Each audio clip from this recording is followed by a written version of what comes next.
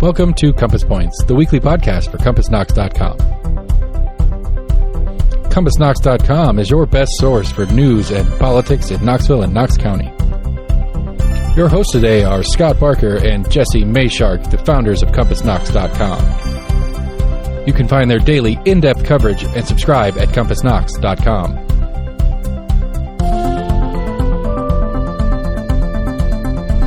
The Compass Point podcast is brought to you in conjunction with Almost an Agreement. Almost an Agreement is a layman's attempt to get a handle on the workings in government and politics that we deal with every day. Check them out at almostanagreement.com or subscribe for free on your favorite podcast provider.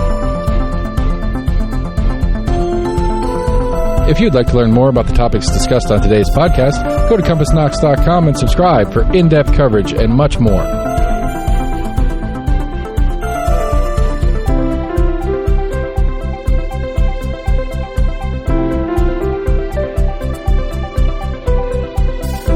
And now, here are your hosts, Scott and Jesse from CompassKnox.com. Hello and welcome back to Compass Points, the weekly podcast where we talk about Knoxville news, government, politics, business, education, really whatever gets our attention. I'm Jesse Mayshark, co-founder and co-publisher of Compass, which you can find at CompassKnox.com. Joined, as always, by Scott Barker, also co-publisher of Compass. Scott, how are you doing today? Well, I am on the way to recovery from the election. And in what way do you mean that exactly? Because I feel like, lots of people had lots of different reactions to this election. So different people are in different levels of recovery. But I think in our case, we're talking about sort of in the literal recovery sense, like the way the offensive line feels after a football game. Yeah. I still need a few more sessions in the whirlpool, and I have my muscles worked out. It's basically just election nights are long and nerve-wracking and everything else, and I'm getting to the age it takes a couple of days to recover. That's right. Recovery takes longer as you get older. Folks, remember this, whether you are an athlete or a political reporter, give yourself the time and space you need. We are, of course, going to talk about the election today. We will talk a little bit about the presidential race that, of course, captured everybody's attention, but specifically from a Knox County perspective, how that looked here, in addition to some local issues that were on the ballot that we were all watching. We do have a few other things to talk about. There was a fire at Knoxville College that led to a look at sort of what is the status of the efforts there to get that turned back into a real functional education institution. Some controversy over the Knox County Schools Clothing Center. We talked about this a little bit last week. The school board took action on it this week, voting to remove the operation from the nonprofit that has been running it for decades. City of Knoxville released some new proposals to change downtown parking, something that is of great concern to a great many people. And we have just a little taste of news about the next election, because that's the way things go here. We move immediately from one election into the next one over and over and over again. And so even as we kind of say goodbye to 2024, we are already looking ahead. But Scott, we need to start with the 2024 elections, and the big picture. Well, the headline that we had on our story that ran Wednesday about the election here locally was "Republicans reign in Knox County." So what did it look like here? It looked like the Republicans reigned. It was really confirmed that Knox County is a solidly Republican county overall. Also, that the city of Knoxville is still more of a Democratic-leaning part of the county, but it's Democrats are far outnumbered. They did not, they made some gains in local offices, and that had given Democrats some optimism. But these are state offices, and the Republicans won every single one of them that they where they were in the incumbents, and by about the same margins that they won last time. So, yeah, I mean, in a lot of ways, this was a status quo election as far as Knox County goes, in the sense that every incumbent who was on the ballot, Democrat or Republican, they all won, and they all won easily. There were no really close races. Of course, the one that everybody had been watching the most was House District 18, where Republican incumbent Elaine Davis, just finishing her first term, was seeking re-election, and that was the one Democrats, both here locally and really Democrats statewide, had identified that as a handful of legislative seats that they thought they had a chance to potentially flip, and that didn't happen here, and it didn't happen anywhere else either. Basically, when it comes to the state House and the state Senate both, no seats changed party hands across the whole state. And in Knox County, all of those seats had incumbents seeking re-election. They all won. And as you say, for those Republican candidates, they all won by basically the same margin, in some cases even somewhat better margins than they had a couple of years ago. Also, our Congressman, Tim Burchett, easily won a fourth term with actually his highest vote share ever in the times that he's run for that office. And this was coming after Burchett had made, of course, as we talked about, a lot of controversial statements. Things had gotten national attention. There were certainly some people here locally dissatisfied with him, but that did not show up in the results. I think it, and like you say, that it kind of put it clamped down on any expectation that the Democrats here had been fueling in recent years, that the county is turning more blue. I mean, there had been statements by Democratic officials about, it's not a matter of if, but when. Mm-hmm. And if that is the case, then the answer is, well, not right now. Yeah, no, not anytime soon. Yeah. In the especially in the 18th district, the Democrats put so many resources into it, and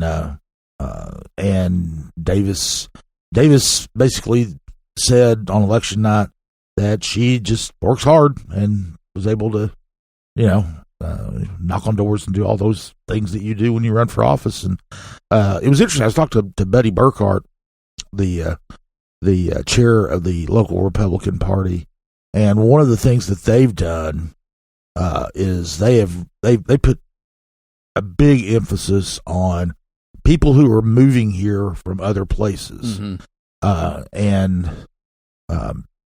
really kind of recruiting them.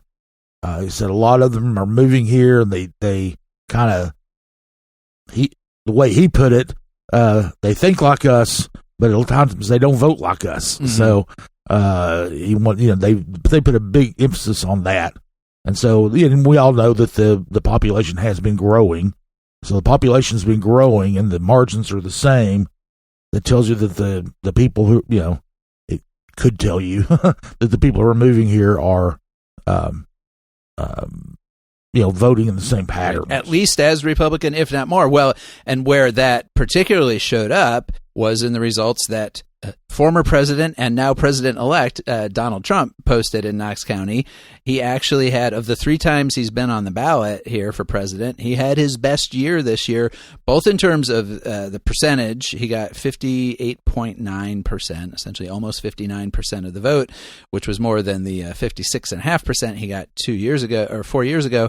And he got more actual votes. He got 6,000 more votes in 2024 in Knox County than he did in 2020. Meanwhile, Vice President Kamala Harris got 4,000 fewer votes in Knox County than President Joe Biden did 4 years ago.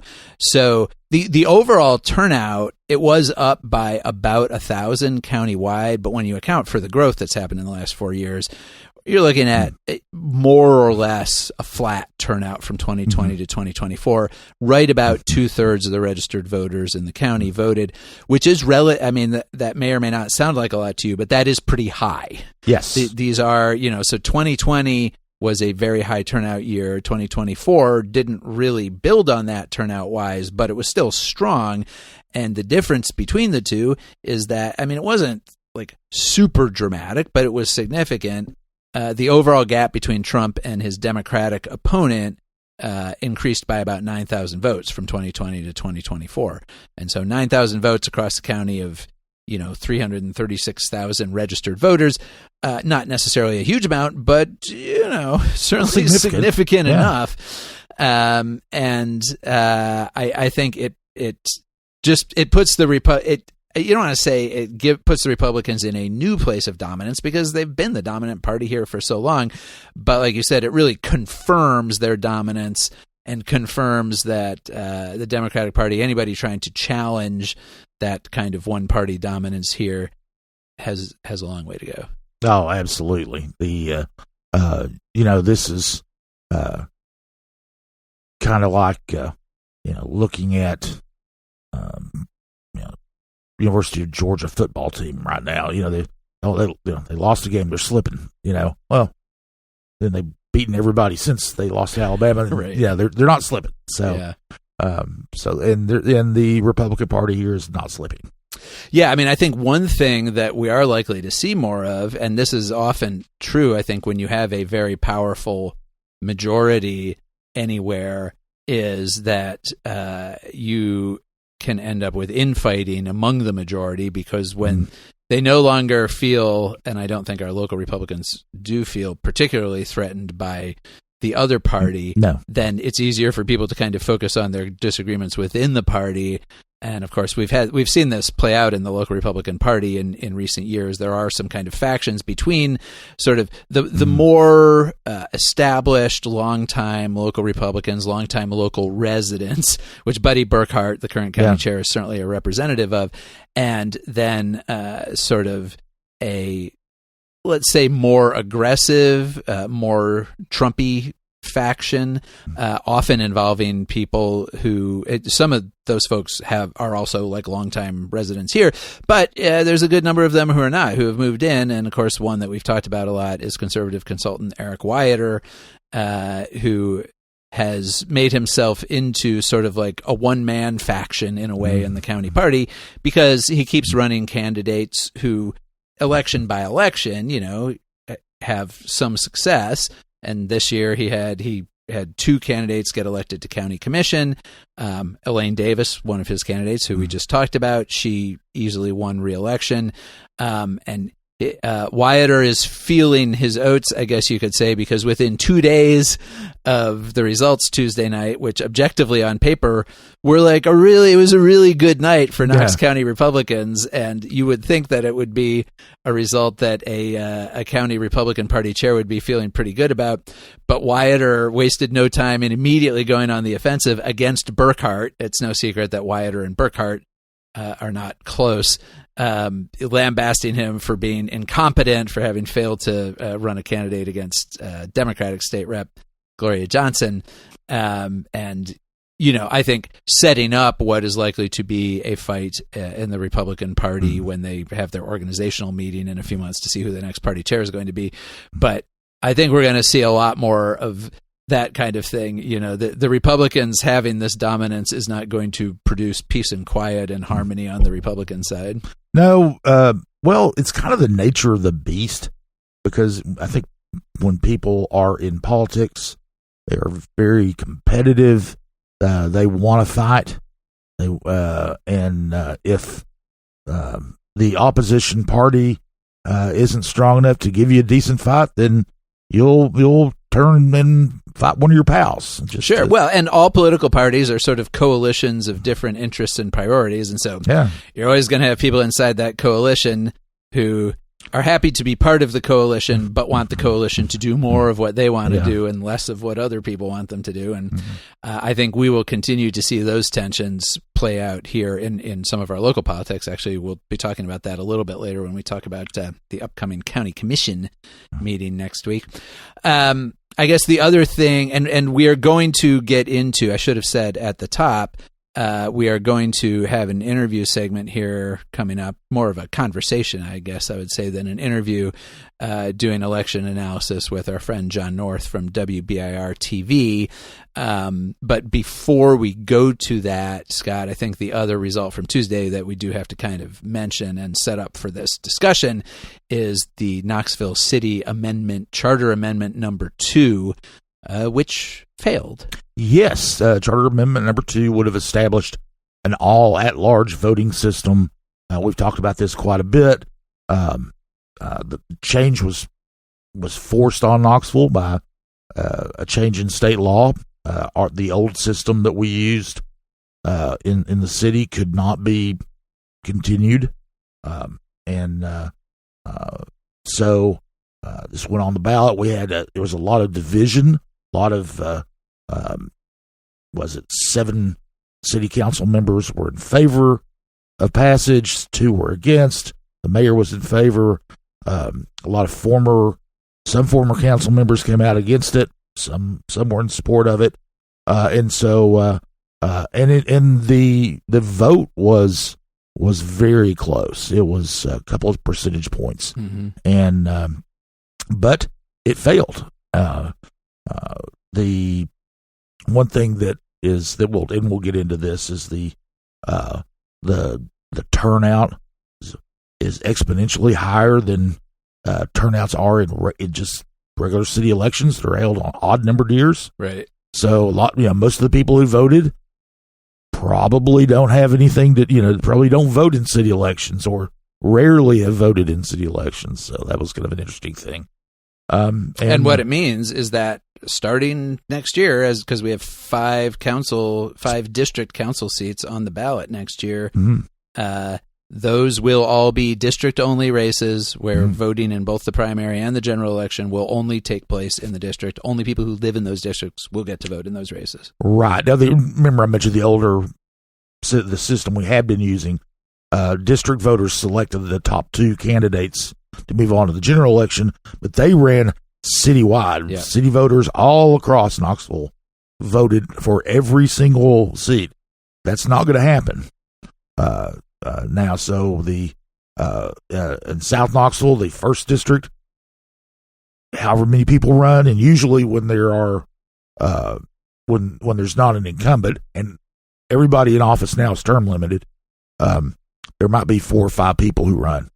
And they'll pick the top 2, the district voters to pick the top 2, but then they pick the one they really want in the general election. So what this means is that for people who live in those 5 districts that are up, they do have an election coming up this next year, but they're only going to see one thing on the ballot. It's going to be their local city council race, and that's it.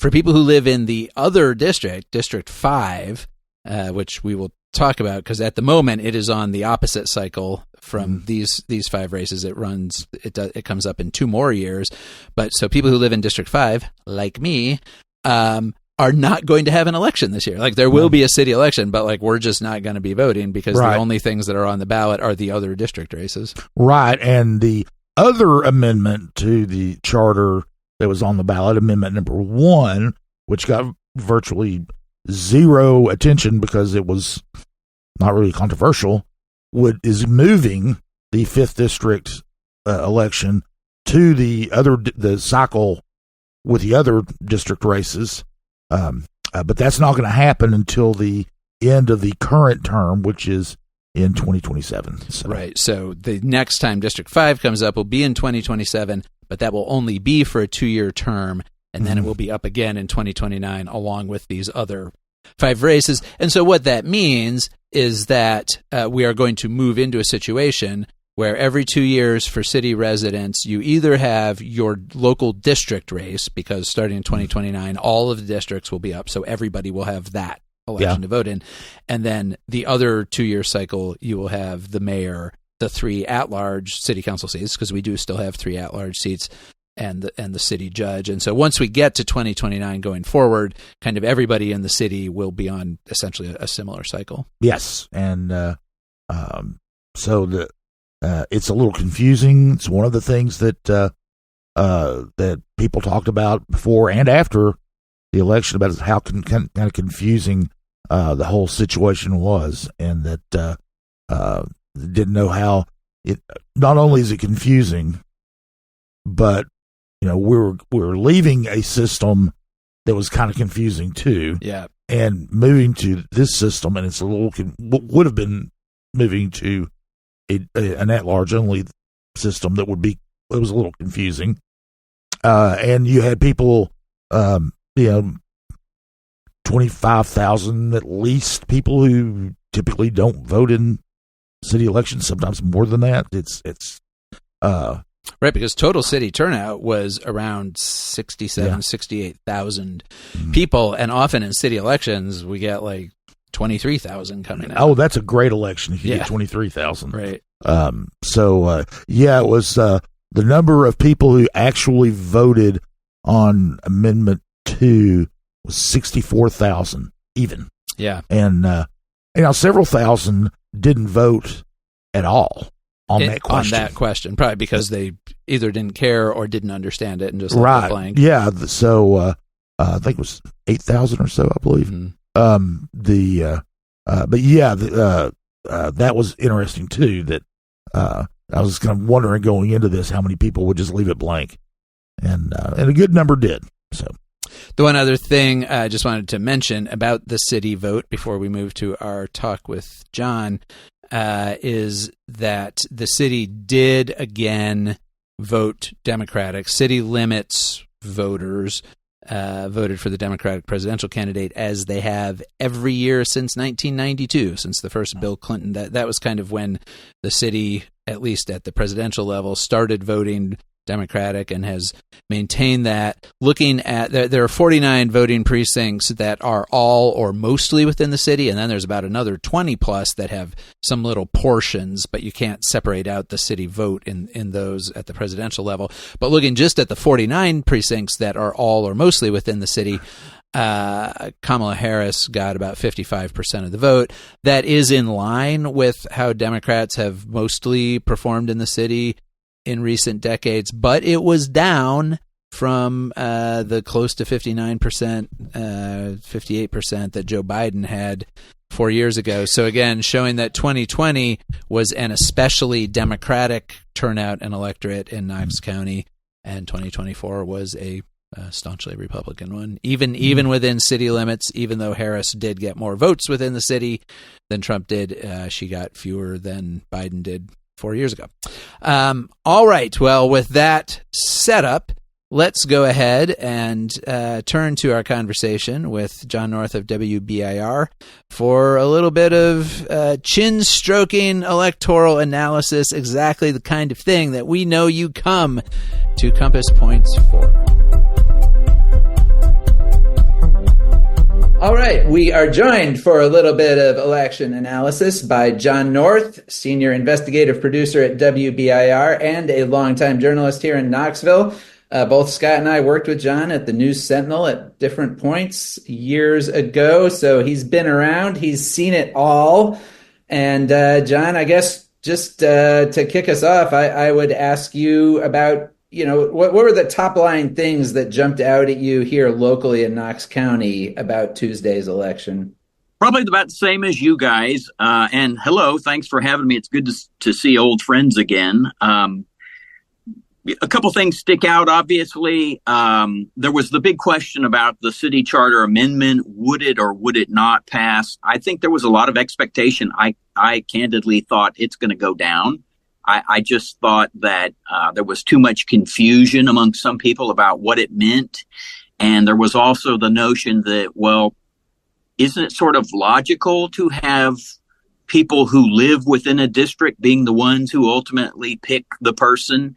And that sort of common sense, as opposed to we could do this thing to kind of sort of preserve the old way that we used to do things in Knoxville, which was a little bit odd anyway. So I wasn't too shocked. I maybe thought the margin would be broader in terms of it going down into defeat. I've heard the observation made, and I think it's a good one, that in that regard, you didn't really tell people why this is so much of a better thing. You just kind of said, here's this, if we'd like to do this instead, but I don't know that a compelling enough reason was made to the people in the city to say, we really need to do this. And so we kind of went to the default, which is, well, let's just go to what we've got. Whether we like what Elaine Davis and other legislators did in messing with the city's election process or not, let's go that way. So that stuck out.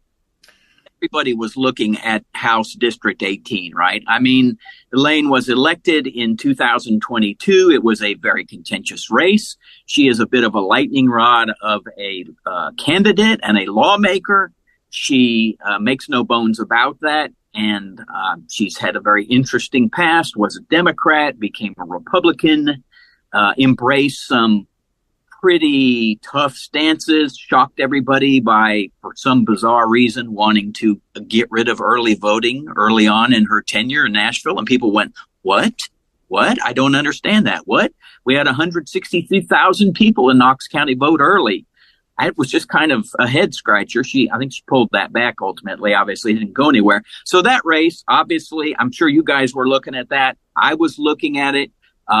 We had Brian Goldberg on. That was a contentious race. There were operatives that posted that bogus website that it tried to insinuate something false about him and paying his taxes. On Channel 10, we had Brian on. We invited and tried to get Elaine to come on at the same time. She made campaign appearances. She was able to do that, but she told us that for the 30 minutes that we would have taped with her and Brian, she had a family situation that she couldn't make herself available for on television. That was kind of a pattern that we saw in terms of Republican candidates basically saying, no, not coming on with the opponent, if you will. It's sort of a tactic of theirs these days. So those things stuck out to me. You have mentioned some really fascinating stats about the whole Trump vote versus Harris vote. I hadn't anticipated that. I hadn't anticipated that in Knox County. You know more about that. I thought that was sort of mind-blowing, but then I honestly found parts of Tuesday to be mind-blowing for this reason. I didn't get a good reading on the electorate and where their heads were. I did not. I looked at the polls and I falsely assumed that people were sort of Trump weary, and that was wrong. That was wrong.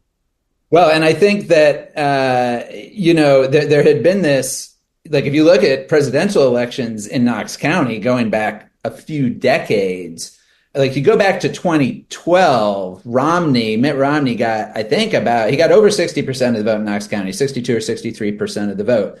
And then that dropped in Trump's first run in 2016 to like 58%. And then it dropped again in 2020 to 56% when Biden got like 41% of the vote in the county. And I think that helped fuel this narrative that county Democrats have had for a while that, slowly but surely, a little bit at a time, the county is turning more blue. But that did not continue here. Trump actually, I don't know that any of us or really, as you're saying, any political observers, reporters anywhere in the country would have necessarily anticipated Trump doing, having his actual best electoral performance the third time he's running after January 6th, after everything else. But definitely here in Knox County, we saw that he got 6,000 more votes in the county than he did in 2020. And Kamala Harris got 4,000 fewer votes than Biden did. So there were 4,000 fewer voters in Knox County coming out to vote for her than voted for Biden 4 years ago. And so I guess, Scott, what's your thought about what that says about where Knox County is politically and what that does to kind of the local Democrats' narrative around their progress? Well, I think the Democrats ran into a ceiling. I think that they had made some gains a little bit, but you got to remember, this is going to be a Republican county, period. But I was a little surprised there wasn't a little bit of movement with all the people that have moved to Knox County in the last 4 years. I would have thought that that perhaps some of those people who moved here would vote Democratic, but and maybe they did. I don't know. But it just seems that there's a ceiling that they've hit this year. And I think it's pretty evident because all of these races, the local races that they were in, the percentages were pretty much the same as they were 2 years ago. And then, of course, as you mentioned, the shift in the voting in the presidential race, and I think that Democrats are really going to have to. They've worked really hard to get where they are, but they're going to have to work even harder to do any better. And and a lot of that will depend on how, quite frankly, on the national level, how what this Trump administration looks like, because it's basically promising to be different from the last time. So, I'll say, not in a way that would please Democrats. So, well, so John, that does raise, all of our local Democratic candidates here, and I think across the state, ran on this platform that basically the Republicans who run the state, the Republicans in the legislature, the supermajority, they are out of touch with the actual concerns of Tennesseans. We've had, surveys, the Vanderbilt surveys showing that, apparently majorities of people in Tennessee, for example, favor fewer abortion restrictions, more gun regulation than the legislature contemplates. And those were really the issues that the Democrats ran on. And it wasn't just they didn't pick up anything here. They didn't pick up anything across the state. All the Republican-held seats returned. I mean, this was like a status quo election in the state House of Representatives. I guess, you talked to a lot of these local Democrats as we did as they were running.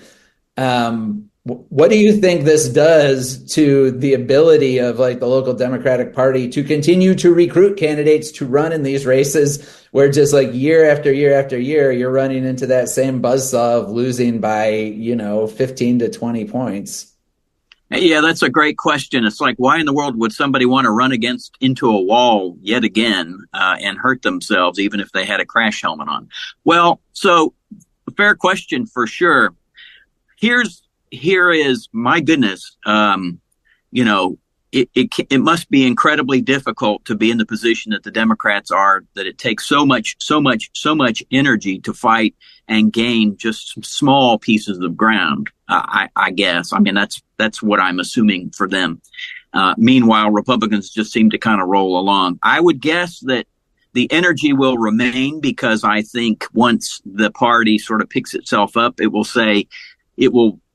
try to find bright spots in precincts. Maybe more at the micro level, it will say, hey, we've still got good things going. Let's not forget the county commission race of August. I think they may continue to take some encouragement there. What I think this race was about, Election Day was people just really unhappy about things like my rent, or I can't buy a car, I can't buy a house, or stuff is just too expensive, food prices, obviously. And so Democrats will be looking at their opponents to sort of figure that out. Now, you might say, well, on the state level, that doesn't really work. But ultimately, if you wear blue, you're going to be looking at the people wearing red and going, you're not fixing things. Things are not any better. You have not made them any better. I don't know how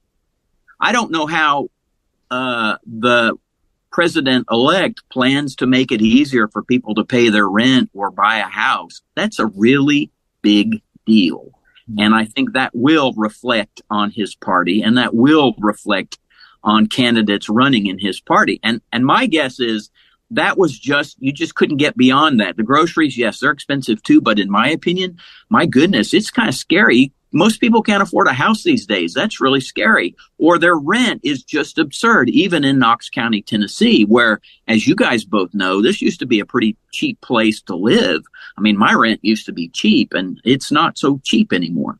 So they will, to summarize, I would say they will buck up. I think they will find the energy. Donald Trump will give them the energy. And this supermajority GOP House and Senate in Tennessee will give them the energy and purpose to say, we just have to keep going at this. You also have, in Tennessee, the abortion issue remains a big issue. Other states have reacted, generally speaking, in a way to sort of ensure that there are better reproductive guaranteed rights in the state. Didn't work in Florida, but it has worked in other states. It did work in other states Tuesday. And people are going to look at that and go, Tennessee is still stuck in the mud in this regards. And that is a cause. That is an issue, seems to me like, really has resonated, has not gone away. I think you guys probably know this better than me. In Florida, didn't quite meet the margin that it needed to pass. I think it needed 60%. It got 57%. Right, so it was still a strong majority showing, yeah. And so my hunch is they'll keep going at it in Florida. And this is not an issue that's going away. You may have seen economically, state of Missouri and some other states raise their minimum wage. That's interesting. That's a tough hill to climb here in the state of Tennessee. It's such a conservative, pro-business state. But, I mean, there are things that give the Democrats energy, I think. Well, and of course, sorry, go ahead, Scott. Well, I was going to say, one, on the other hand, the Republican supermajority is not facing re-election for 2 more years. And it was much more likely that you would see concessions right before an election. Now, I don't think that it'll be very difficult, I think, for Democrats to get Republicans to change, to put in more exemptions to the abortion ban, for example, because they didn't do it before this election and they won handily. So why would they do it after the election when they're not even running for office yet? So, yeah, definitely the message to Tennessee Republicans was not, you need to change what you're doing. It was full speed ahead. And obviously in those other states, what drove all those issues were voter initiated referendums on abortion, on minimum wage, on all of those things. And in Tennessee, we can't do that. We're one of the relative small number of states where there's just no way for the public to get an issue on the statewide ballot. Even if we can speculate that if you could put abortion, if you could put marijuana legalization on the ballot in Tennessee, there's a reasonable chance, according to polls, that those would pass. But we don't have an avenue to do that. So that's definitely a challenge. Scott, I wanted to give you a chance to talk a little bit about Amendment 2 in the city, because you've written a lot about that, and you did an analysis this week after the election of the vote there. And as John was saying, obviously there was, on the one hand, it was quite close, but on the other hand, as we know, referendums on ballots tend to pass more often than not. And so it takes a lot of work to try to educate people enough to not pass them. So what do you think made the difference, and where was that difference made? Well, you're right. There were a couple of factors. First of all, I agree with you that you tend to vote yes if you don't know. I think that when we go to the polls to vote for those Supreme or the state appeals court retention votes for West Tennessee, I think most people just vote yes if they're going to vote at all, just because they don't know anything about it. They say, they're probably okay.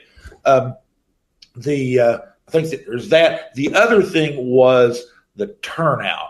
There were 64,000 people who cast their ballots in who voted on that question, and that is 3 times more than usually vote in city elections. When we just have the local city elections. Yeah. Most of the people who voted have very little experience with the city's voting system anyway, the one that is being replaced. The other thing that I thought kind of would have lent itself to passage was you were only presented with, this is if you vote yes, this goes to an at-large system. It was completely silent about what happens if it was voted no, and that's the way the referendums are set up. There's nothing nefarious about it. But you would be, if you were a low information voter, you would easily, and you might easily think that we just go back to the system we've been using. Well, that wasn't, the legislature made sure that wasn't an option. So you really didn't know, unless you got educated or educated yourself, what would happen. And the two referendum questions on the ballot can show that. Question one was just to switch the 5th district from the current election cycle to the same cycle with all the other district races. It passed very easily. 70% of the vote. It was just nothing. But but I think that there was a lot of attention paid. There was a lot of outreach on on Amendment 2 from both sides, and I think that I think John is correct. I think a lot of people, when they knew about the differences, a lot of people would say, "Well, yeah, I think that the district needs to be the one that gets the biggest say," and I don't think that. But I think that what ended up happening is a lot of people did know. There were even signs, to vote no on question 2 and things like that. And I think that a lot of those people did educate themselves when they went to the polls, and which was actually a little surprising because so many people who voted just don't normally engage in city politics on a voting level. I also wonder, how many people who sort of kind of didn't know what it was reached out to somebody they thought knew and said, "So I need to vote no on this. Is that correct? Or I need to vote yes on this." And just because it's like, hey, whatever. I mean, my neighbor will tell me how I should vote on this. Yeah. One of the funny things was Hanson Sale, who was the former legislative liaison for the East Tennessee Realtors, and he helped organize the opposition to Amendment 2, and he said that had one conversation with somebody who wanted to keep or move to the at-large system the way the question asked you, and voted no, which is the exact opposite. And then he had another conversation with another person who wanted it to be district only, and they voted yes. And so there was a lot of confusion, and the vote was close. It was less than 3 percentage points citywide. And what was interesting was kind of the distribution of the votes, because it was very close, but in favor of passage in East Knoxville, South Knoxville, and West Knoxville. And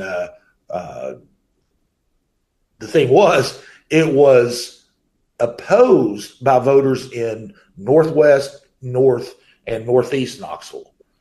So basically, the folks who live above I-40 voted against it. A majority voted against it, and a majority below I-40 voted in favor of it.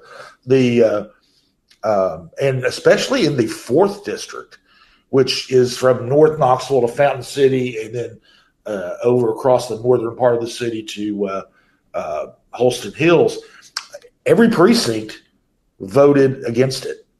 Every single one, except for there's one teeny tiny district that had one voter, and that voter voted for it. But everybody else voted against it. They voted against it by 11 percentage points. I live in the 4th. Do you live in the 4th? I do. Yeah. I had signs in my neighborhood against. Yeah. There were signs against. We ran a photo of one of those signs with our story that ran on Thursday about the kind of the analysis of the vote, and I initially thought this is kind of a weird aside thing. I initially thought, okay, I'll just go to an election precinct, the one closest to my house, because the signs will still be up. Yeah. I've never seen signs removed as quickly as they were yesterday. I went to several voting locations, and they were all gone. Huh. There were a couple left up for Gloria Johnson, and that was about it. Huh. But I do where one had been in North Knoxville that was, I'm looking specifically for a vote no on Amendment 2 sign, and I knew where one was, and sure enough, it was still up. I was able to get one, but and there were several in neighborhoods when I was driving around looking for one yesterday that had, that they were still up and they were vote no. So, and this is in the North Knoxville area. So, well, and I think that, the sort of interesting coalition, it wasn't even really a coalition because a lot of the groups opposed to Amendment 2 were not talking to each other because they came from different ends of the political spectrum. But definitely Republicans came out against it, I think, because of concerns that having a citywide voting for all council seats would make it harder for a Republican to get elected in the current makeup of the city. But you had Councilwoman Amelia Parker and the city council movement coming from the left also saying no with their own concerns about minority representation. And if you look at North Knoxville, those districts you're talking about really span from the most Republican areas of the city and kind of the Northwest through some extremely Democratic areas of the city here in sort of core North Knoxville. Over to Holston Hills. And I think that it shows that odd ragtag coalition, that's where it was. It was in both the more Republican areas and in some of the most Democratic areas, all voted against it. Yeah, it was these were people who didn't work together, but they did work side by side. And and it's interesting, you mentioned the sixth. Well, you mentioned talk about minority representation, and there was one of the interesting things was that the leadership in the African American community was divided. Right. Question. There were those who thought that it would, like Parker, who thought that, well, this will make it easier for violations of the Voting Rights Act to occur and to dilute minority voting. There were others who said, hey, it's closer to what we had before, and the city of Knoxville has changed, and the city elects African American candidates, and so we can move to this at-large system. And they were split, and then the results were pretty split too. It was basically a 50.5 to 49.5% split. It's just a handful of votes were the difference. And in the 6th district you're talking about? In the 6th district, which is the majority minority district in the city. Yeah. So it was really close there. But like you said,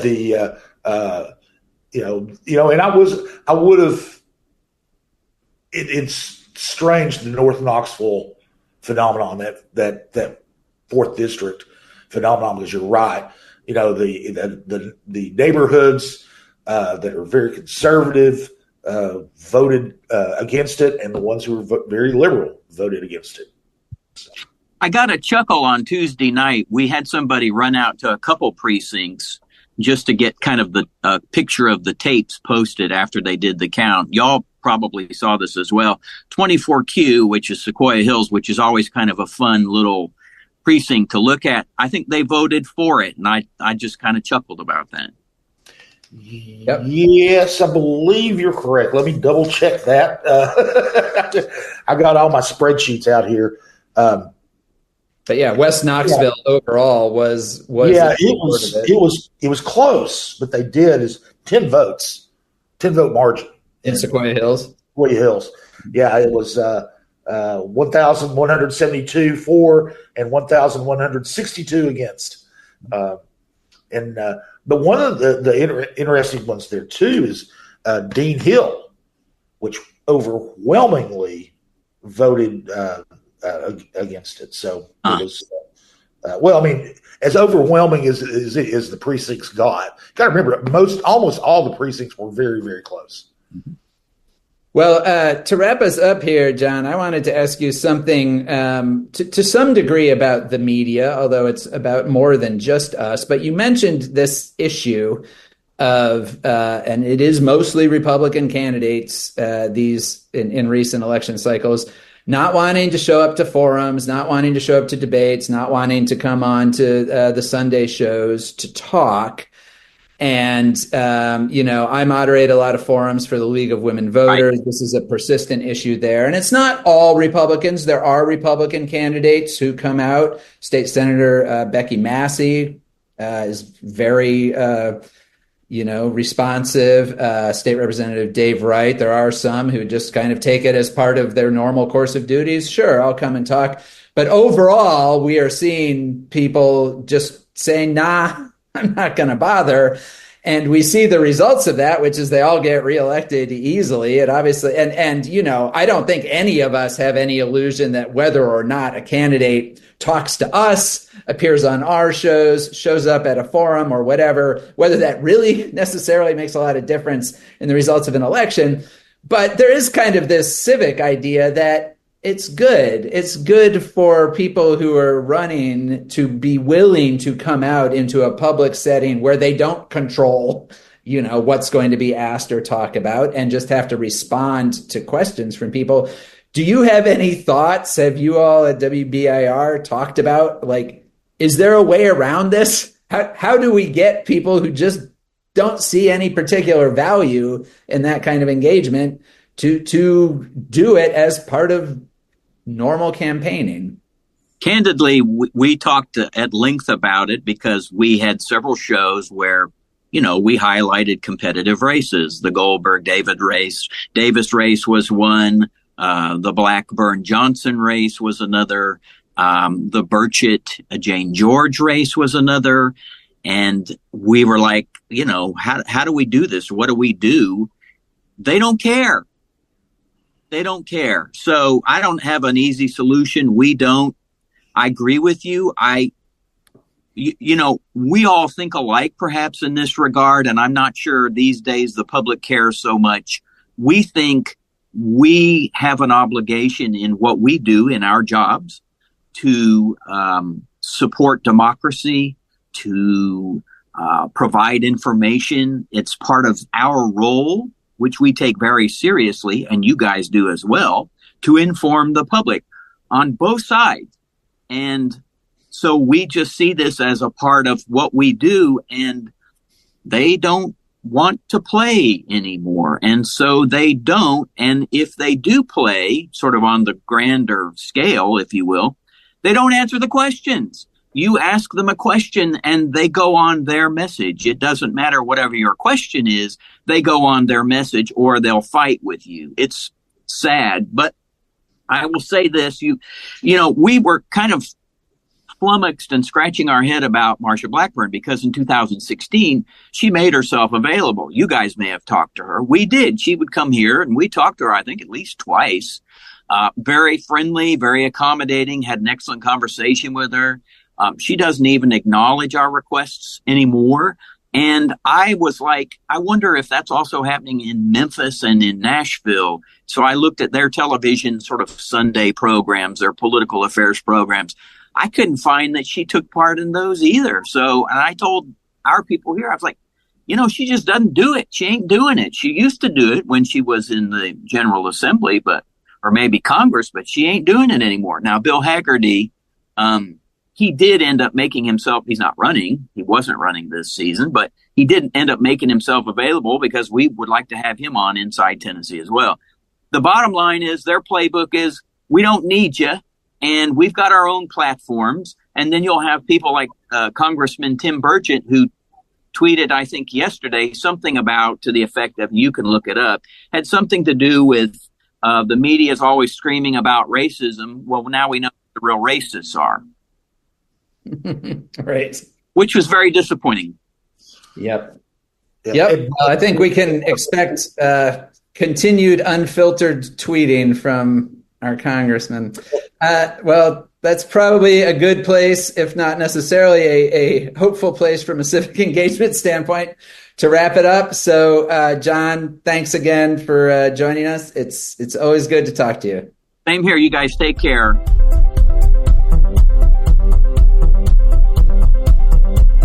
All right, and thanks again to John for sitting down to talk with us. We did have some other things happen this past week, believe it or not. First of all, the week started with a terrible fire at Knoxville College, Scott, that destroyed L. Nathan Hall, built in 1898. I think the oldest building that was still standing on the campus there. Still one older. There's one older, one of the oldest buildings. Yeah. So, talking about a building that's more than 125 years old that is no longer there. And of course, this brought renewed attention. Periodically, something happens that kind of refocuses everybody's attention on Knoxville College. This has been the case for several decades now, going back to when the college lost its accreditation in the 1990s. Every year or two, there's another round of discussion about what's going to happen to Knoxville College. How can Knoxville College be saved? People cycle on and off of board of directors. Presidents and interim presidents have sort of come and gone at different points, and yet the overall picture seems to kind of stay the same. So we did have correspondent Angela Dennis wrote a good story for us this week talking about the fire, but also talking about sort of the efforts, such as they are, that the current leadership there is making. And it honestly, like, they are trying to do some things. They have applied or are trying to apply for accreditation to a particular accrediting agency. But it certainly sounds like they've got a ways to go.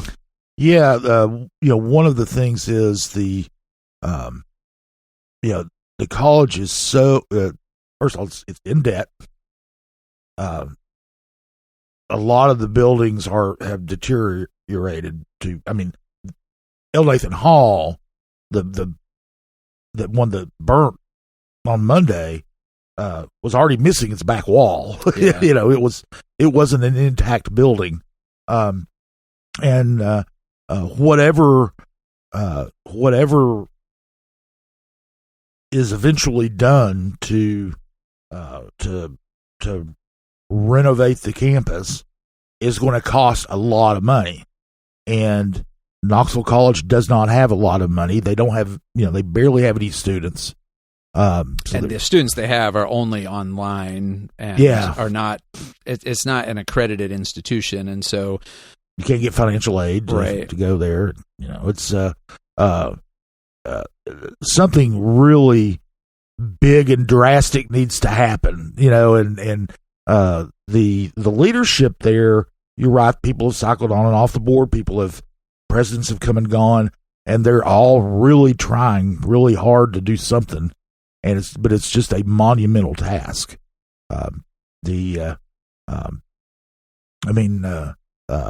Historically, black colleges and universities have always, there are very few of them that don't have problems that they're facing. Fisk University in Nashville has had problems over the years.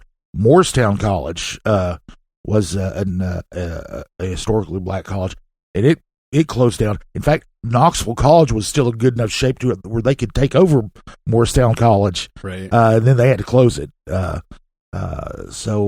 Knoxville College is it's been left for dead by a lot of people for a long time, but the people who the alumni and the people who care about the college just refuse to let it die. And that's an admirable thing, and they're still fighting for it. They're still fighting for it. Monumental task, though. Yeah, Angela talked to one of the current board members there, Frank Shanklin, who confirmed that yes, they have filed this application for accreditation, but what they received back from that was essentially a checklist of things that they need to address in order to even be eligible for consideration.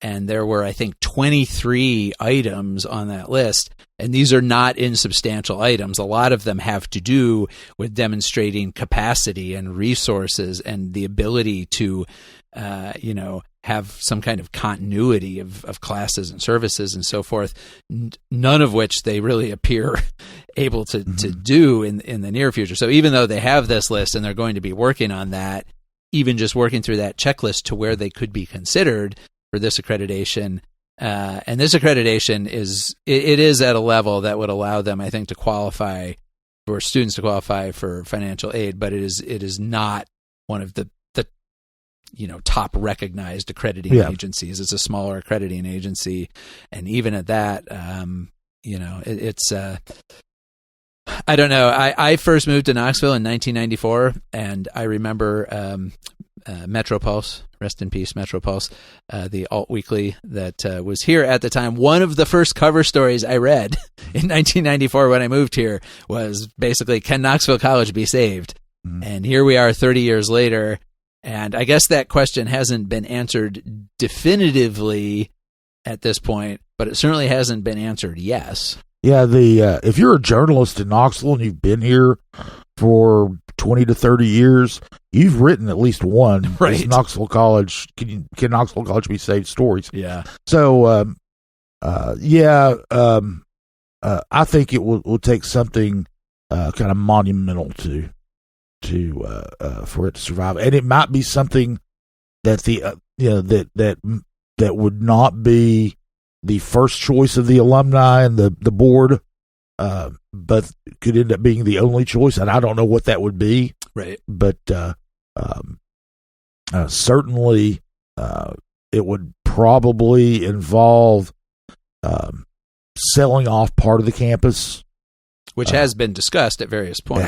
It's been discussed. It's been talked about. Yep. Nobody wants to do it. Well, and part of the challenge even there is that even if the area of campus that's been talked about is sort of the back part.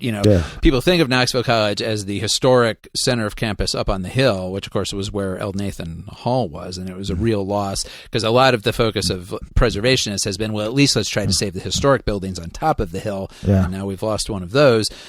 Down the hill, you have newer buildings built from the 1960s going forward, which are all empty and abandoned, have no historical value, and everybody has always just assumed that, well, those will all have to be demolished at some point.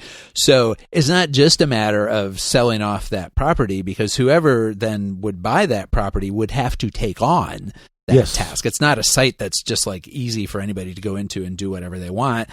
And so, there are a lot of complicating factors. I think it has seemed evident, I feel like, for a long time that it would almost have to be a public institution, a public solution of some kind. When you talk about the scale of what needs to be done there, it's hard to imagine anybody taking it on a for-profit basis, because where's the profit? Like, it's going to cost so much to do anything, and especially if the idea is to save some of those buildings and preserve at least some of the educational mission, then you're almost certainly talking about some public sector engagement, whether that's the city or the state or the University of Tennessee or some combination of all of those. But and this was something we dealt with when I worked at the City of Knoxville, because Knoxville College was a periodically resurging issue then, as it has been. And the challenge that always struck me was, well, yes, it would take that. It would take some public institution taking it on, but none of them have to. Right now, it's not any of their problems specifically. And it's a big thing to take on, not just the expense of whatever would need to happen, but the expectations of the alumni, satisfying the community. I mean, that is a big, big project for somebody. And I don't think it's surprising that with all of the other things that the city, the county, the state, the University of Tennessee all have to deal with already, that none of them have been sort of at the front of the line saying, "Oh, let us solve this," you know? Well, one public solution that is kind of that I've kind of thought about that would be a natural fit would be Tennessee State University, Mm-hmm. which is located in Nashville. It's the only public historically black institution in Tennessee, and if there was some way that there's a partnership where they took over the campus and kept it the Knoxville College thing, that some kind of accommodation with the Knoxville College board and alumni, and it would still remain a historically black institution. But Tennessee State has its own issues. Right. TSU is sort of barely hanging on itself. I know. It's been fighting with the state over funding that the state owes it. A court has said that the state has underfunded TSU, but at the same time, the legislature has been unhappy with TSU's leadership and actually abolished their board last year and is completely reestablishing it. And so, that is the kind of thing that makes there's some logical sense there, except that they are clearly not in any position to do that themselves. That's the thing with Knoxville College is there are always, not always, but there are often ideas that could possibly work, and there's always a but. Yeah. And that's been and it comes down to, you don't want to say that it's all about money, and it's not all about money, but a lot of it's about money. It's going to cost a tremendous amount for anybody to do anything productive there, much less, reestablish ongoing educational services. And it's just like, where is that money going to come from? So that remains the situation there. The fire certainly kind of pushed it back to everybody's attention for a little while, and we'll continue to cover it. But it's also possible that a year from now, something else will burn down there, and that'll be the next time that people pay attention to it. Because, as we know, vacant, abandoned buildings have a tendency to fall into disrepair and or burn down. Yes, if they're just left alone. Yes, that is true. All right. Another thing I wanted to mention, we talked about last week, some discussion, a little bit of controversy over the Knox County Schools Clothing Center. The Clothing Center has been an independently operated nonprofit that has been affiliated with the school system for decades now.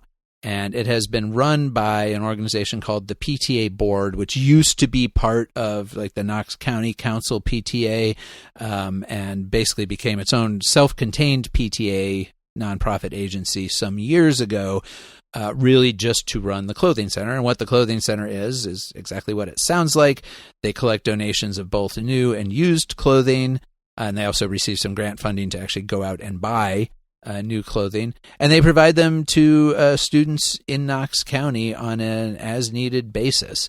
And, obviously these are often lower-income students. They work a lot with, like, foster kids or people who are in difficult living conditions, who have maybe had to leave some bad situation and need clothes so that they can go to school.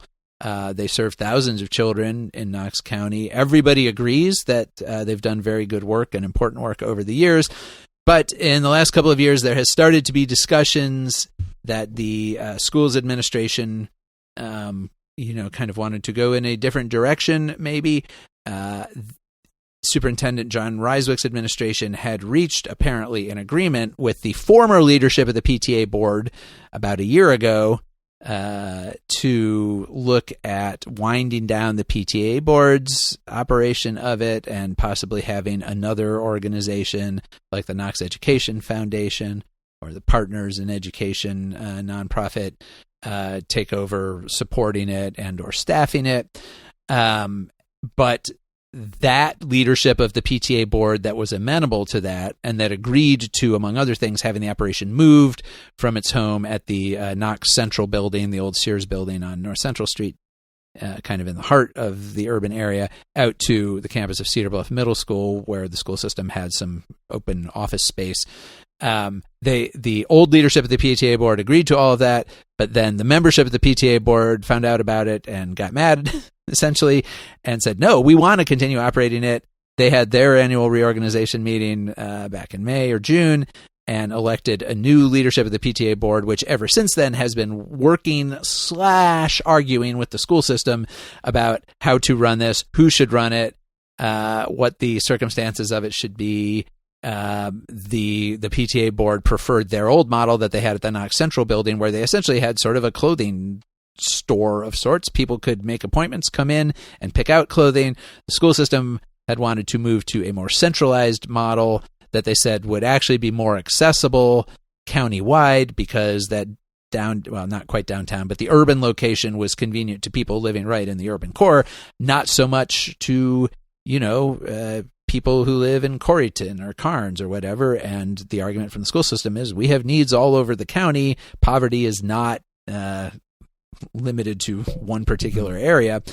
And so what they're operating now, and the PTA board is at the moment, I guess, still running it. Actually, some questions about that.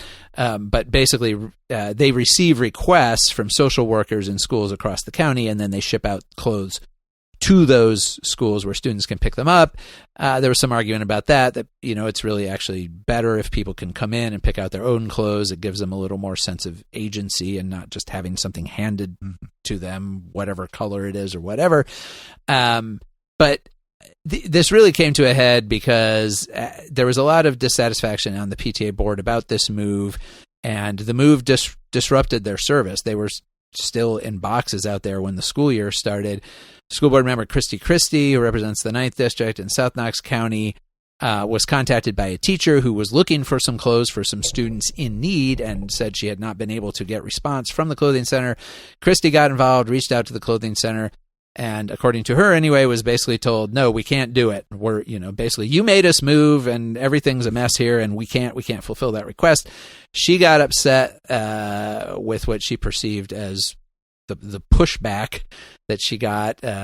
I guess received some of the lingering anger about the move and all of that. And so she brought it to the board in October and said, why are we supporting this organization? Because the school system does provide both space for them and has also provided 2 paid staff members for the last several decades. And so Christie's argument was basically, why are we supporting this if they can't even serve the function we're paying them to, and then they give me attitude on top of it, I think was kind of her response. And, there are strong feelings on all sides of this. Let's say I have talked to Sylvia Woods, who is the current head of the PTA board. I've talked to Christy and other people in people in the school's administration. There are a lot of different perspectives on exactly how things have gone down the last few years. It does appear that the school system initially promised the new PTA board that if they would bring them a legal memorandum of understanding to operate under, then they could go ahead and maintain it. But that was before Christy got involved and expressed concerns, and that caused the administration to take a deeper look at it and say, is the way that we have this set up actually making sense? And so Christy brought a resolution to the school board this past Monday, and basically the resolution says that the Knox County, the PTA board has to be out of the space at Cedar Bluff Middle School by the end of December with all of their assets, which would include all of the clothing that they have there, because that is owned by the PTA board, and Christy did not dispute that, so they can just take all that clothing. Of course, if they wanted to leave it and donate it, I'm sure the school system would appreciate it, but they didn't sound particularly inclined in that direction this week. We'll see what happens. Woods said that maybe they'll look for a separate space to just set up and continue operating the thing they've been operating outside the official auspices of the school system, but continuing to provide clothes on an as-needed basis. Maybe that will happen. Who knows? In the meantime, the school system intends to, everybody promises that we're going to keep this operation going, that it's important, it serves a valuable need. So they say they're going to initially take it over and just have it run by staff, which actually sounded like it means mostly social work interns. Mm-hmm. So if you are signed up for a social work internship with Knox County Schools for the spring semester, this will probably be a chunk of what you're going to be doing, but the goal is to put the whole operation out for proposals, essentially. and see if there is some other local nonprofit agency organization, perhaps like the Knox Education Foundation, that wants to take over stewardship of this and support it. And Christy said that the PTA board is perfectly welcome to put in their own proposal and say, here's how we want to do this. Based on the conversations that I've heard this past week and the sort of bad feelings around all of this, I'm going to guess that that's not a super appealing idea to the PTA board. But we will see. Sylvia Woods is a pretty determined person and a pretty pragmatic person. And so she seemed pretty determined to maintain some kind of operation by that group, whether it's within the schools or outside of it. We will see what happens with all of that. But Scott, as we talked about last week when we were talking about it, this is one of these things that we see pop up in local government periodically, where you have some long-standing arrangement that in this case was really just a handshake arrangement. There was no written agreement, and everything goes along fine until it doesn't. Right. And then everybody looks at it and says, wait, what are we doing? Why are we doing it this way? And then people get mad at each other. And we've seen this particular story be not about the clothing center, but we have seen this play out in other ways before. Yeah, we have. And, it will be, they're going to be hard, some bruised egos, some hard feelings. But I think everybody involved is basically wanting to do the right thing, which as they see it. Yeah. And that is make sure that the kids who need clothes can get clothes. And, I think that a lot of people outside the school system, outside of and maybe some inside the school system, but and some who aren't intimately involved with this, that's the bottom line. Right. It's you guys work it out, but make sure the kids get clothes. And it's worth noting that this vote did come down to a 5-4 split vote, like many other 5-4 split votes that we see on the school board these days. It did break along partisan lines. Christie is part of the 5-member Republican majority. The 5 Republicans all voted to take this away from the PTA board. The 4 Democrats all said, hold on. A, it sounds like they've done a good job for a long time. And B, it sounds like Ryswick and the administration just a few months ago over the summer promised them that they would have the opportunity to keep running it under a new memorandum of understanding. And now we're coming along and yanking the rug out from under them before they've even had a chance to do that. And there were just kind of some concerns about fairness there, basically. And there's a C that is unspoken. There is a C. And the C that is unspoken is that Sylvia Woods is a longtime staunch Democrat, stalwart of the Knox County Democratic Party. She is one of the foundational stones of the current Democratic Party in Knoxville, and so there's that. And nobody's talking about that because it's not really a partisan issue. But hey, right, it's not a partisan issue, and there isn't any direct indication that was the motivation behind any of this. But I do think that once it became a matter of some controversy, it's not like people weren't aware of the political dimensions of all of it. Oh yeah, well, and it's almost certain that Woods contacted all of those board members, and they all know her and her background, and it doesn't have to be said. It's one of those things that it's kind of like when when anybody who's involved, and powerful within their realm gives you a call and says, "Hey, we want you to do this." They get people listen to them. Yeah. I mean, I do think one enduring lesson from it, obviously, is if you rely on the Knox County school system for support don't make school board members mad. No, don't make them mad. Now, that's not always easy to do. That's not saying that if a school board member gets mad that's always a reasonable reaction from them or anything else, but it is just sort of like a diplomatic fact of life. Get it in writing and don't make them mad. Right. Yep.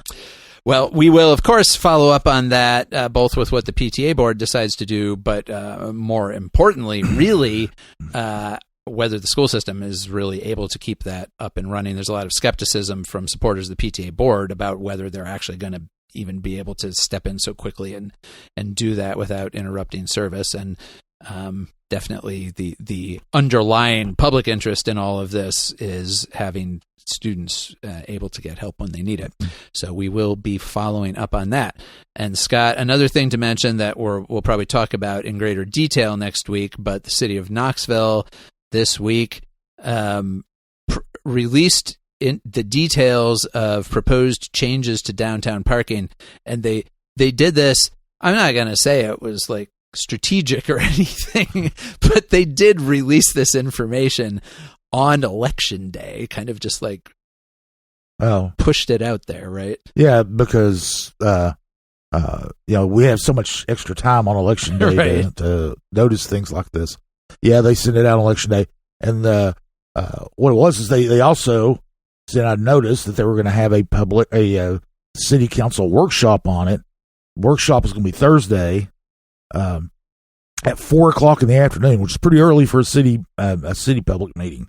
And before a lot of people get off work, so take it for what it's worth. But the Kincannon administration is proposing some pretty big changes to downtown parking.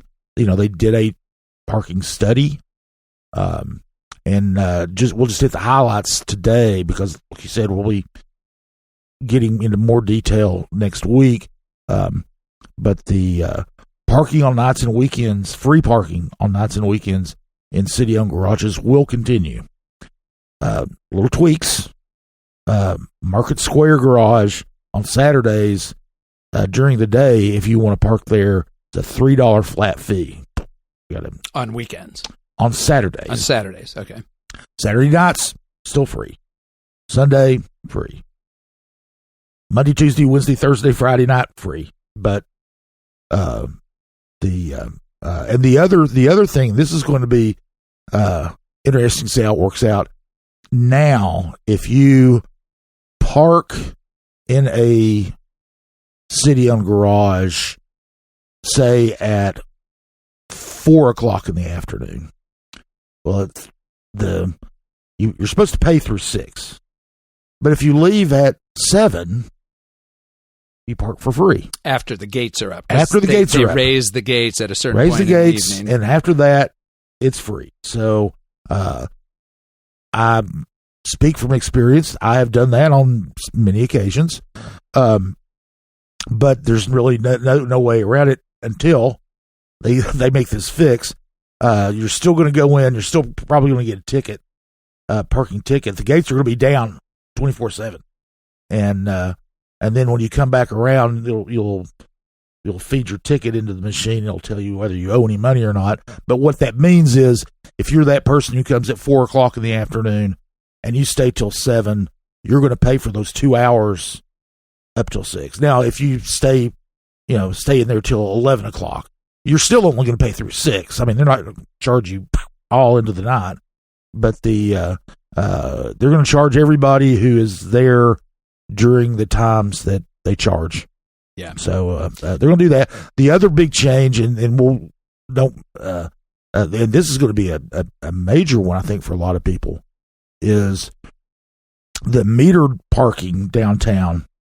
The main thing is that's going to go to mobile pay only. Won't be able to use your card, a credit card or check card. Won't be able to use cash. Only you have to download an app, use it, put it on your phone. That's the only way to pay. And for any of the street parking spaces? Any of the on-street parking spaces. Not parking garages, you can still go in and use cash, all that stuff.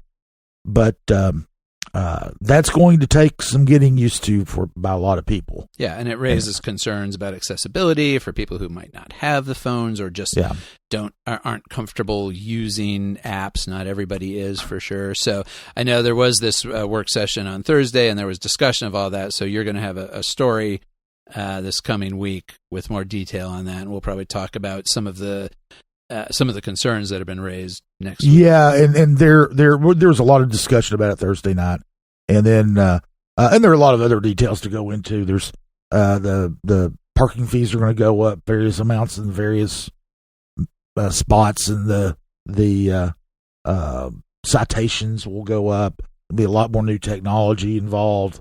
So there's a lot to talk about, a lot to unpack. All right. Well, more to come on that. And I certainly know from my experience working at the city that downtown parking is one of those issues that people pay a lot of attention to and have a lot of opinions about. So I'm sure that will be the case with this as well. Wanted to mention, okay, so we talked a lot about the 2024 elections. So let's talk about another election. So let's talk, and we just talked about the 2025 elections. Yeah, we did. Coming up with the because of the changes to the city voting system. We also had news this week on the 2026 elections, because as soon as one cycle ends, the next one starts gearing up, and specifically some interesting information about the Knox County mayor's race. So you might remember that over the past 6 or 7 months, we had two declared candidates already. At-large County Commissioner Larson J. and Criminal Court Clerk Mike Hammond had both announced that they were going to run for the Republican nomination for Knox County Mayor in 2026, because current County Mayor Glenn Jacobs is term limited, and he will presumably, we all expect, he will be running for governor that year. So Hammond and Jay were both in. Jay had raised a tremendous amount of money to kick things off and probably try to kind of elbow other people out of the field. But Mike Hammond this past week announced that he is actually not going to run for county mayor. He had a prostate cancer diagnosis that he was being treated for. He said his prognosis, he thinks, is good, but given the stress of all of that, he didn't want to take on the burden of this countywide mayor's race. He did say that instead he will seek re-election to his criminal court clerk position in 2026. So he does still intend to be on the ballot, but just for his current position, he's not going to run for county mayor. So that seemed like probably good news for Jay. Jay put out a very friendly statement saying that he likes and respects Hammond and wants to work together with Hammond in his current role on helping the county and so forth. But it does not necessarily mean clear sailing for Jay, because there have been some other names thrown around of people who might be interested. And so with this kind of little shakeup, we thought it was a good time to reach out to a couple of other people who have rumored to be looking at it. And two people told us that, yes, indeed, they are considering it. They haven't decided yet. But the other at-large county commissioner, Kim Frazier, confirmed that in the language that people always use when they talk about these things, that I have been approached by lots of people, and I take her at her word. I think she probably has been approached by a lot of people, but also that's something that everybody always says when they're running for office is, it's the great approacher. Yeah. All these people want me to do it, so I'm thinking about it. And she said that she's only in, Jay is in his second term on county commission, Frazier's only in her first term, and if she was going to run for another term on county commission, that would be up in 2026. But she is considering, rather than doing that, running for county mayor. And that could be very interesting because, like Jay, she has already won election to a countywide office. They are both at-large county commissioners. And she represents, she and Jay are not exactly oppositional to each other on commission, but they come from somewhat different perspectives. Frazier very much comes out of the kind of planning advocacy side of things, is one of these people who says she's not anti-growth or anti-development. She's in favor of responsible growth and development, which local developers mostly interpret as being anti-growth and anti-development. She is not beloved of local developers. That has not in any way harmed her electorally. When she ran for county commission 2 years ago, she was up against, in the Republican primary, a better funded candidate who was heavily supported by local developers, and she won that race fairly decisively. And so, whereas Jay already has support from a lot of county developers. And so that's one dynamic that could be there if Fraser got in the race. But then also, Knox County School Board Chair Betsy Henderson, who, like Fraser, lives in Hardin Valley. So we're talking about two Hardin Valley residents here, considering it. Henderson said she also has been approached. People have talked to her about running, and she is interested, and she is considering it. And that would be very interesting too. Henderson has been she's in her second year as chair of the school board. She's been elected twice to the board. She's been very active within the Republican Party. She's close to County Mayor Glenn Jacobs. And she is a, staunch conservative. She kind of, as the school board chair, she sort of leads the Republican faction essentially on the school board right now. And so, they both said, Fraser and Henderson said they would be making decisions in the near future about this. So we will see if one or both of them actually run. I would say, Scott, if both of them run against, and Jay runs as well, and even if nobody else gets into the race, that would be a pretty interesting primary, because those are three well-known people with a fair amount of political weight, I would say. Yeah, it would be it would be a pretty big brawl. That would be kind of thinking back to the 89th precinct in the House when Lafferty ran for his first term. He had former Sheriff Tim Hutchison and former legislator Stacey Campfield in the primary, and with a couple other people. So it was a big melee out there, and this would have the potential to be the same. Yeah, when you get into a three-way race with well-established names, anything can happen, and we just talked about some of those factions that simmer in the current Republican Party, and I think those would probably aggregate to different polls of that. So who knows? But there could be more, and there certainly could be more people get in the race, and presumably Democrats will have somebody as well. In fact, former County Commissioner Evelyn Gill has also mentioned that she is interested in running on the Democratic side. I don't know that Republicans would necessarily see Gill as much of a threat at the countywide level, and if she does run, there may be other Democrats who get in the race as well. I guess we'll see. We don't want to get too far ahead of ourselves. This is all still it's still in the future. You don't have to think or worry about voting in this until 2026. Yeah, and one thing too, that as we mentioned our discussions about the this year's election, the Republicans probably won't look at any Democrat as being much of a challenge. I don't think that's they don't have a particular reason to at the moment. For sure, they don't have a reason to. But you talk to a candidate, they always say, "Well, I'm still running scared. I'm still, Maybe if the Democrats could, somehow convince Peyton Manning to flip from being a Republican to a Democrat and run him. It feels like at this point that's almost what it would take to be competitive at the county level. At a countywide race, it'd be something like that. And by the way, that's not going to happen. Peyton Manning is a Republican, and there's no indication that he doesn't live here. And he also doesn't live here. Okay.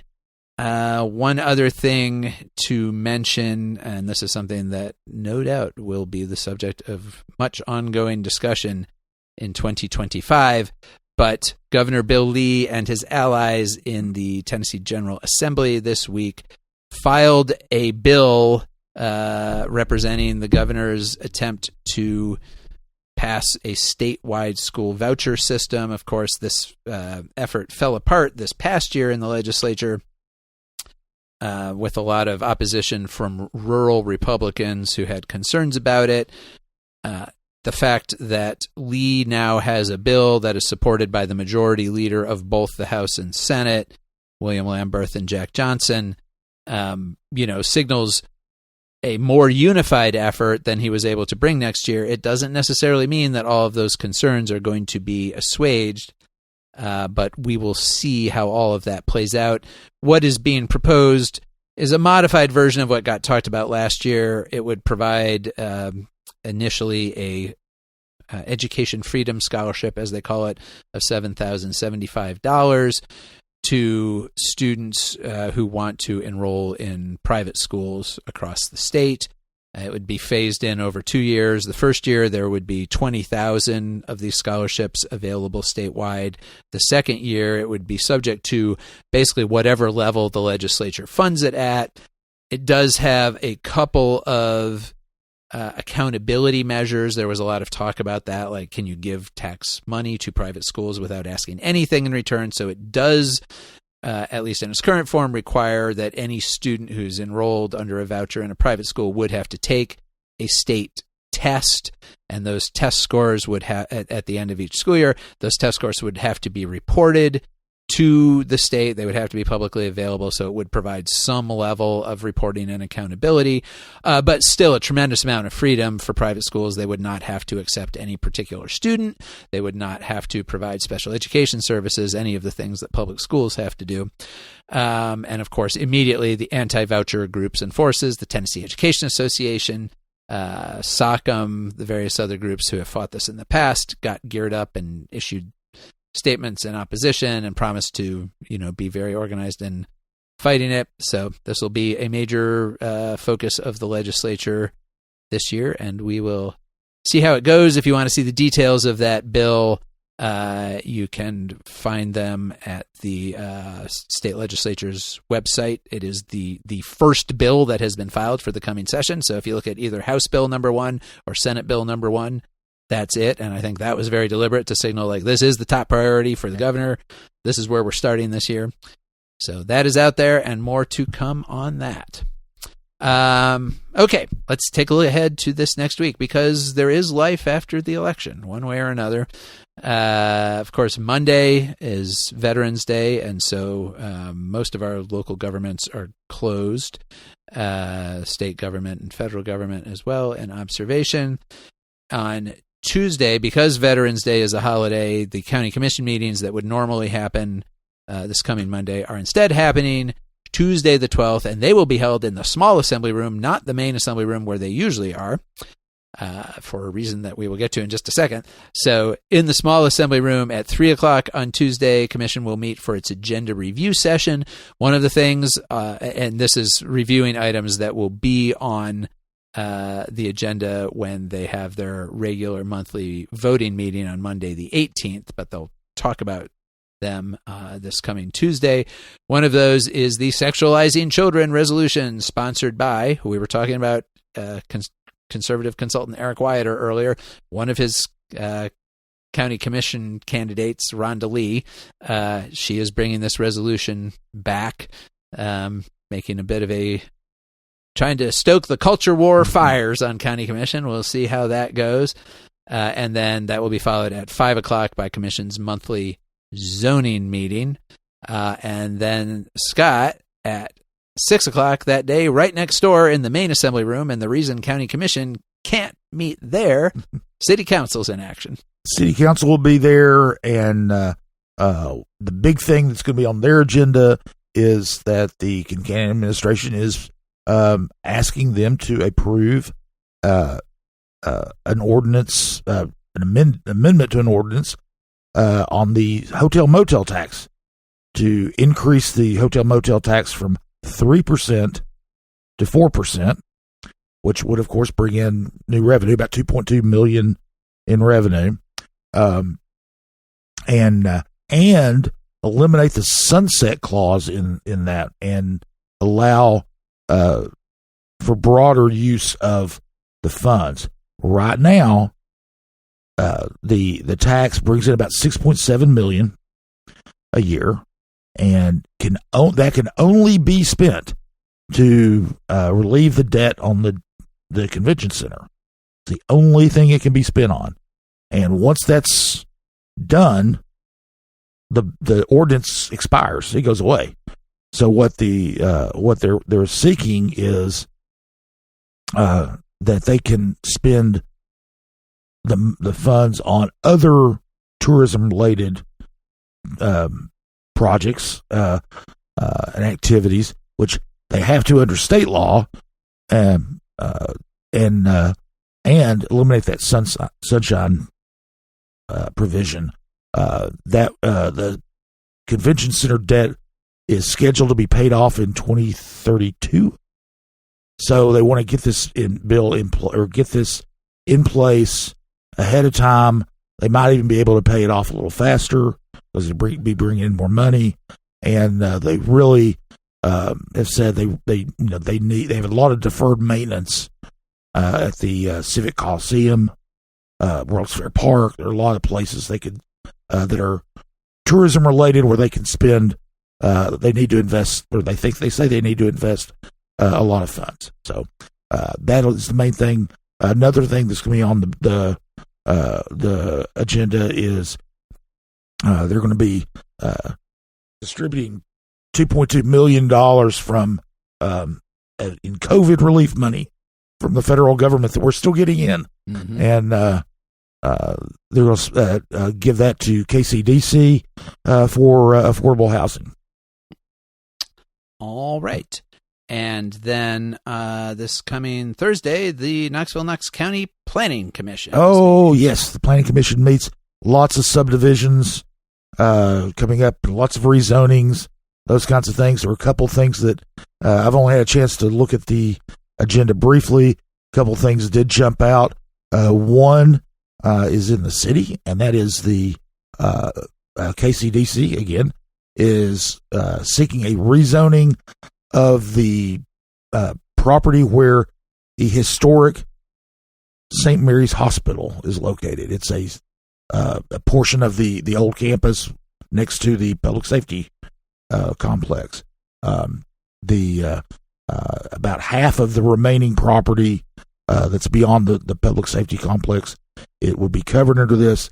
They're wanting to be rezoned to from institutional to multifamily housing, and so obviously in anticipation of seeing if somebody can come in and renovate the historic building. And right. And, I live in the neighborhood right adjacent to that, and I've seen some people talking about this on our local neighborhood Facebook group, and I feel like there may be a little bit of misapprehension among some people, because I think people are seeing KCDC's name on the application because KCDC is the city's redevelopment agency, and they are assuming that what this means is that KCDC itself is going to build a new KCDC facility there. My understanding is that that's not the plan. The plan is to get it rezoned and then put it out for proposals to other developers, right? Absolutely. That is absolutely the plan. Has been from day one. Right. And they will, and getting it rezoned is, before you do that is a good idea, because you want developers to be confident that they can actually develop the property. If you don't get the right zoning in, there's no guarantee, So right, you want proposals that can actually work with the zoning of the property, right, basically. Right. One other thing that's going to be on the agenda is and this is in the county, in Midway Business Park. They're going to be revising the design guidelines for it. Now, the design guidelines were a big deal when Midway was put in. A lot of people who lived out there in the area made a lot of demands about the design of the property. Well, those design guidelines anticipated that several different companies would be building separate facilities out there. And now it turns out that Greenhead Group, it's a manufacturer based in Wisconsin, is going to buy the whole thing. So it's one owner, not multiple owners, and so they're going to adjust the design guidelines to acknowledge that reality. So that's one of those things that the Midway Business Park story just keeps kind of dribbling out over time. Yeah. So. Speaking of stories that go on and on, although I guess unlike Knoxville College, Midway Business Park, after a long time of nothing happening, now things are happening there. Yes. All right. Well, we will be back next week to talk about all of those things and whatever else happens in the interim. And also by then, we may have sufficiently caught up on our election week sleep. In the meantime, everybody take care. Thanks, as always, to Lord Seth Barber for his production work here at Barbarian Productions. Our theme music is by Will Wright. We will talk to you later. Welcome to Compass Points, the weekly podcast for CompassKnox.com. CompassKnox.com is your best source for news and politics in Knoxville and Knox County. Your hosts today are Scott Barker and Jesse Mayshark, the founders of CompassKnox.com. You can find their daily in-depth coverage and subscribe at CompassKnox.com.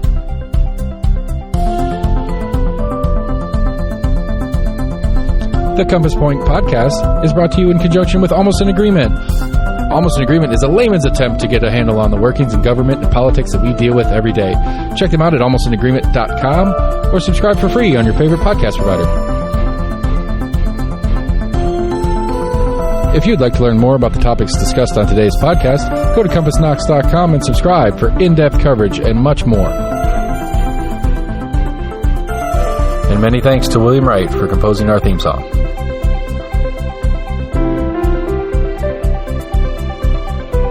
Compass Points is a partnership of Barking Shark Media and Barbarian Productions, and recorded by Lord Seth A. Barber at Barbarian Studios, Knoxville, Tennessee.